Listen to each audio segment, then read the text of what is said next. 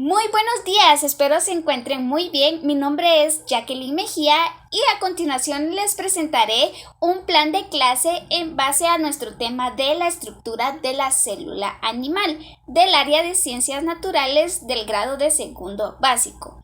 Muy bien, como primera actividad de inicio estaremos realizando una lluvia de ideas. Esta actividad es muy importante ya que nos permite conocer o experimentar con nuestros alumnos qué tanto saben o conocen del tema, ¿verdad? Y poder ir evaluando. Ahora bien, nuestra segunda actividad, que es la de desarrollo, esta es la actividad principal, ¿verdad? Vamos a tener la explicación de nuestro tema. Para ello vamos a tener una explicación gráfica. Acá vamos a mostrar imágenes como podemos observar acá. ¿Sí? Yo tengo una lámina, ¿sí?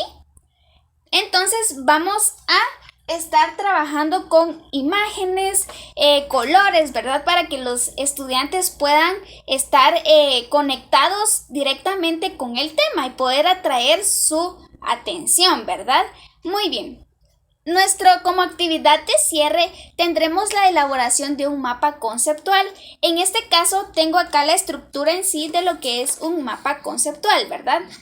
Esto es muy importante ya que con él podemos identificar conceptos, con ideas claves de un texto, ¿verdad? Las ideas principales, promover un pensamiento lógico y organizar sobre todo el pensamiento, entre otras utilidades. Esta herramienta es muy importante para poder experimentar con nuestros estudiantes, ¿verdad? Ahora bien, según nuestro plan de clase, vamos a realizar la evaluación de función diagnóstica. En este caso nos interesa saber lo que el alumno en este caso sabe y cómo lo va comprendiendo. De tal razón realizamos al inicio nuestra lluvia de ideas, ¿verdad? Para saber si realmente conocen o cómo podemos apoyarlos para poder facilitar, como se los decía, el proceso de enseñanza-aprendizaje, ¿verdad? Muy bien.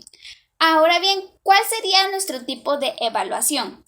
Sería heteroevaluación, ya que nos interesa saber lo que los alumnos han desarrollado en el primer tema y en este caso nosotros como docentes poder calificar, ¿verdad? O poder identificar en sí qué tanto sabe nuestro estudiante.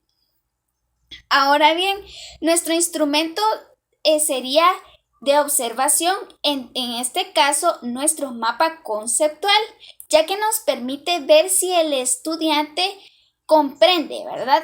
En este caso no es necesario que le coloquemos un punteo. ¿Por qué? Porque en este caso pueda que cometan varios errores, ¿verdad? O no conozcan nada del tema. Es por ello entonces que no tenemos que ponerle un punteo, una ponderación a lo que están realizando, ¿verdad? Porque podemos perjudicar en sí. Entonces, lo que queremos es poder conocerlos y así facilitarles el desarrollo y el proceso de enseñanza, ¿verdad? En esta clase, para ir viendo el conocimiento y cómo se va desenvolviendo. Recordemos que es muy importante tener en mano siempre, cada vez que nosotros vayamos a presentar nuestra clase, nuestro plan, ¿verdad? Porque así podemos hacer anotaciones también de lo que necesitamos cambiar o modificar en este caso y poder ayudar a nuestros estudiantes. Muy bien, que tengan feliz día. Gracias.